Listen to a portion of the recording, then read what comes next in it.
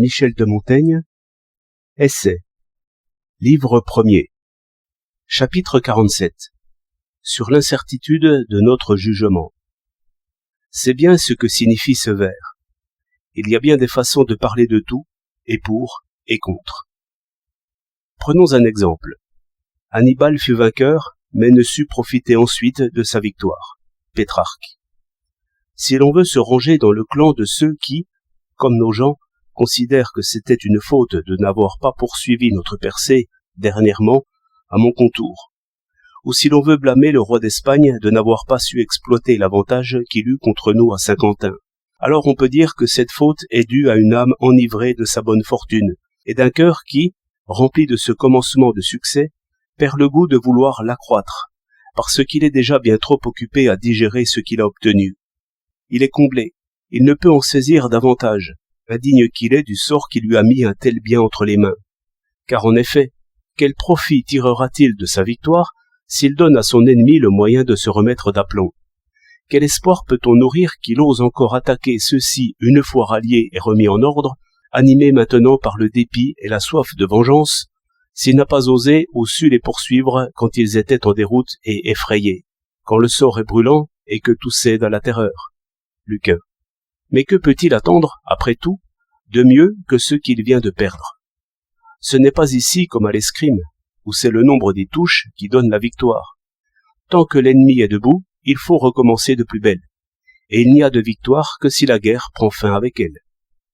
Dans l'escarmouche où il fut en difficulté, près de la ville d'Oricum, César fit des reproches aux soldats de Pompée, disant qu'il eût été perdu si leur capitaine avait su vaincre, et quand ce fut son tour d'avoir le dessus, il le força bien autrement à jouer de ses éperons.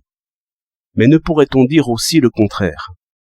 Que ne savoir mettre fin à son ambition n'est que l'effet d'un esprit agité et insatiable, que c'est abuser des faveurs de Dieu que de vouloir leur faire perdre la mesure qu'il leur a prescrite, et que de se jeter de nouveau au devant du danger après la victoire, c'est la remettre encore une fois à la merci du hasard, et qu'enfin, l'une des plus grandes sagesses dans l'art militaire consiste à ne jamais pousser son ennemi au désespoir. Sylla et Marius, pendant la guerre sociale, ayant défait les Mars et voyant encore une troupe de ses ennemis qui, par désespoir, revenaient se jeter sur eux, comme des bêtes furieuses, jugèrent qu'il valait mieux ne pas les attendre. Si l'ardeur de M. de Foix ne l'eût emporté à poursuivre trop furieusement les restes de la victoire de Ravenne, il ne l'eût pas souillé par sa mort.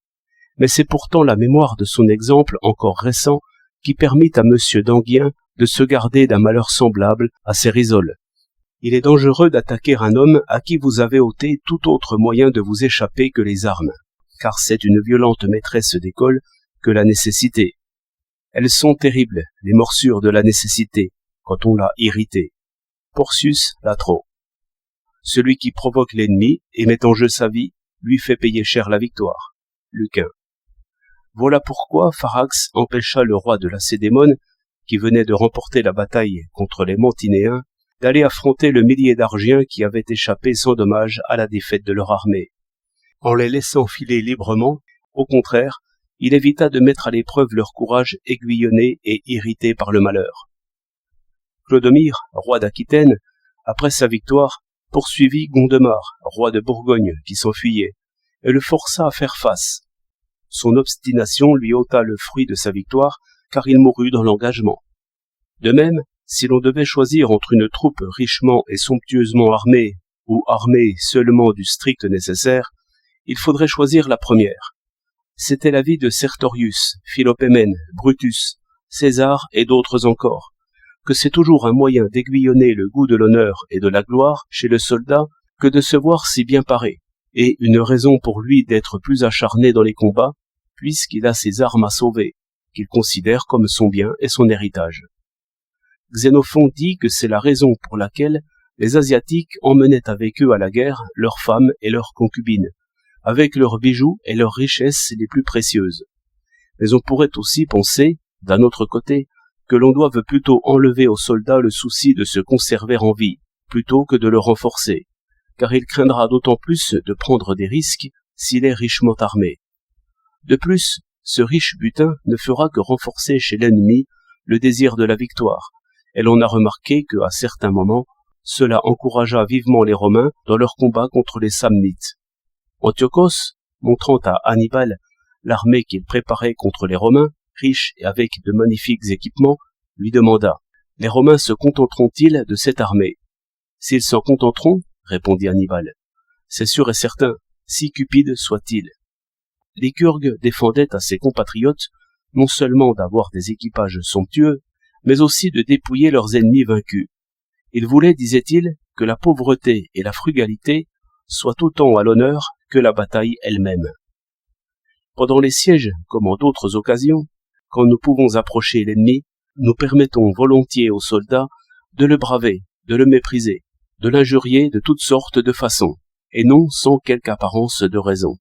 Car ce n'est pas rien que de leur ôter toute espérance de grâce et d'arrangement en leur montrant qu'il n'est plus question d'attendre cela de celui qu'ils ont si fort outragé, et que le seul remède possible est maintenant la victoire. Mais cela tourna mal pour Vitellius.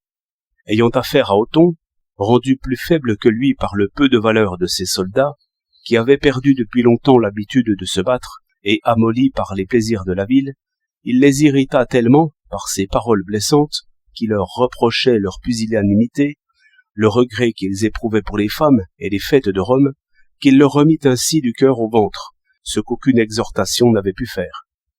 Il les attira lui-même, en somme, là où on ne pouvait réussir à les pousser. Et il est vrai que quand ce sont des injures qui touchent au vif, elles peuvent aisément faire que celui qui allait mollement au combat pour la cause de son roi y aille d'une toute autre ardeur pour la sienne propre. Si l'on considère combien est importante la sauvegarde d'un chef dans une armée, et que c'est lui, dont tous les autres dépendent, que vise particulièrement l'ennemi, il semble que l'on ne puisse contester la décision prise par plusieurs grands capitaines de se travestir et déguiser au moment de la mêlée. Malgré tout, l'inconvénient que l'on risque de rencontrer dans ce cas n'est pas moindre que celui qu'on cherche à éviter. Le capitaine ne pouvant plus être reconnu par les siens, le courage qu'il puise dans son exemple et dans sa présence leur fait du même coup défaut. Ne voyant plus les marques et les enseignes dont ils ont l'habitude, ils pensent qu'il est mort, ou bien qu'il s'est enfui, n'ayant plus d'espoir en l'issue de la bataille. L'expérience montre que tantôt c'est l'une des deux attitudes qui réussit, et tantôt l'autre. Ce qui arriva à Pyrrhus dans la bataille qu'il soutint contre le consul Lévinus en Italie nous présente l'une et l'autre face de la chose. Car pour avoir voulu se cacher en prenant les armes de Démogaclès et lui donnant les siennes, il sauva certainement sa vie, mais il faillit bien aussi perdre cette bataille. Alexandre, César et Lucullus aimaient se faire remarquer au combat avec des tenues et des armes riches, d'une couleur brillante et particulière. Agis, Agésilas et le grand Gylippos, au contraire, allaient au combat vêtus de façon ordinaire, sans leurs atours impériaux. Parmi les reproches faits à Pompée à propos de la bataille de Pharsale, il y a celui d'avoir arrêté son armée pour attendre l'ennemi de pied ferme. Et je reprends ici les mots de Plutarque lui-même, qui valent mieux que les miens. Parce que cela affaiblit la violence que la course donne au premier coup, et en même temps enlève l'élan qui jette les combattants les uns contre les autres, et qui d'ordinaire les remplit d'impétuosité et de fureur plus que toute autre chose quand ils viennent à s'entrechoquer brutalement et que leur courage s'accroît sous l'effet de la course et des cris. Au contraire, cette immobilité fait que leur ardeur est en quelque sorte refroidie et figée. Voilà donc ce que dit Plutarque à propos de cette attitude. Mais si César avait perdu, n'aurait-on pas pu dire aussi bien, au contraire, que la plus forte et solide position est celle dans laquelle on se tient planté sans bouger, et que celui qui est immobile, rassemblant sa force en lui-même et l'économisant, possède un grand avantage sur celui qui est en mouvement, et qui a déjà gaspillé à la course la moitié de son souffle? Outre qu'il est impossible à une armée, qui est un corps fait de tant de pièces diverses, de se mettre en branle avec cette furie, en un mouvement bien ordonné, sans altérer ni rompre son ordonnance, et que le plus agile ne soit déjà au contact de l'ennemi avant même que son compagnon ne puisse le secourir. Lors de cette mauvaise bataille des deux frères perses, Cyrus et Artaxerxès, le lacédémonien Cléarque, qui commandait les Grecs ralliés à Cyrus, les mena tranquillement à l'attaque, sans se hâter, mais à 50 pas du choc, il les fit courir, espérant, par la brièveté de la distance, préserver leur bon ordre et leur souffle, tout en leur donnant l'avantage de l'impétuosité, à la fois pour eux-mêmes et pour leurs armes de trait. D'autres chefs ont réglé ce dilemme de cette manière. Si les ennemis vous foncent dessus, attendez-les de pied ferme. S'ils vous attendent de pied ferme, foncez-leur dessus. Quand l'empereur Charles Quint envahit la Provence, le roi François Ier eut le choix entre aller au-devant de lui en Italie ou l'attendre en ces terres. Il savait combien il est avantageux de conserver son pays à l'abri des troubles de la guerre, afin que, ayant conservé toutes ses forces, il puisse continuellement lui fournir l'argent et les secours dont il pourrait avoir besoin. Que les nécessités de la guerre contraignent toujours à commettre des dégâts, ce qu'on ne peut faire de bon cœur sur ce qui nous appartient. Que le paysan supporte plus facilement les ravages commis par l'ennemi que ceux qui sont dus à son propre camp, et qu'il est facile, dans ce dernier cas, de créer des mouvements séditieux et des troubles. Que la permission de voler et de piller, qui ne peut être donnée sur son propre sol, est d'un grand secours pour les combattants dans les épreuves de la guerre, car il est difficile à celui qui n'a rien d'autre à espérer que sa solde, de rester dans son devoir, quand il est à 2 pas de sa femme et de son foyer. Que celui qui met la nappe supporte toujours les frais, qu'il est plus excitant d'attaquer que de défendre, que la secousse causée dans nos entrailles par la perte d'une bataille est si violente qu'il est difficile qu'elle n'affecte le corps tout entier, étant donné qu'il n'est pas de passion qui soit plus contagieuse que la peur, qui ne s'attrape aussi facilement pour rien, qui se répande plus brusquement qu'elle, et que les villes qui auront entendu cette tempête jusque devant leurs portes, qui auront recueilli leurs capitaines et leurs soldats encore tremblants et hors d'haleine, risquent fort, dans le feu de l'action, de se jeter dans quelque mauvais parti. Mais sachant tout cela, il prit pourtant la décision de rappeler les troupes qu'il avait au-delà des monts, et de voir venir l'ennemi, car il pensa, au contraire, qu'étant chez lui et parmi ses amis, il ne pouvait manquer d'avoir à sa disposition et en abondance toutes sortes d'avantages, que les rivières et les passages entièrement à ses dévotions lui achemineraient argent et vivres en toute sécurité, et sans qu'il soit besoin d'escorte, que ses sujets seraient d'autant plus dévoués que le danger serait plus près d'eux, qu'ayant tant de villes et de remparts pour sa sécurité, ce serait à lui de prendre l'initiative du combat, au moment opportun et le plus avantageux, et que s'il lui plaisait de temporiser, il pourrait, étant bien installé et à l'abri, voir son ennemi se morfondre et se détruire lui-même, car lui rencontrerait au contraire bien des difficultés, s'étant aventuré en pays hostile, n'ayant rien derrière lui, ni à côté, qui ne lui fît la guerre, nul moyen de renouveler ou de renforcer son armée si la maladie s'y répandait,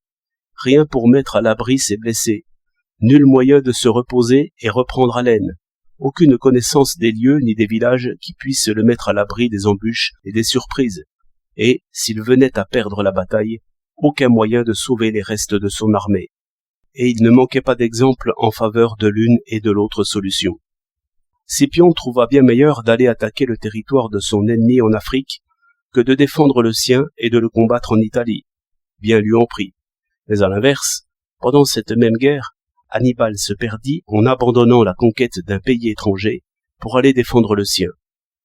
Les Athéniens, ayant laissé l'ennemi sur leur terre pour passer en Sicile, eurent le sort contre eux, mais Agathoclès, roi de Syracuse, lutte au contraire pour lui en passant en Afrique et laissant la guerre chez lui. On a donc bien raison de dire que les événements et leur issue dépendent pour l'essentiel, et notamment en temps de guerre, du hasard, qui n'obéit ni à notre raison, ni à notre sagesse, comme le disent ces vers. Souvent, malavisé triomphe, et non le prudent. La fortune reste sourde aux nobles causes, mais semble se porter en aveugle n'importe où, car une force nous plie et nous régente, et conduit les mortels selon ses lois à elle. Manelius. Mais tout bien considéré, il semble que nos desseins et nos décisions dépendent eux aussi, et autant, du hasard, qui met aussi dans nos raisonnements son trouble et son incertitude. Nous raisonnons de façon hasardeuse et téméraire, dit Timée dans Platon, parce que, comme nous, nos raisonnements relèvent largement du hasard.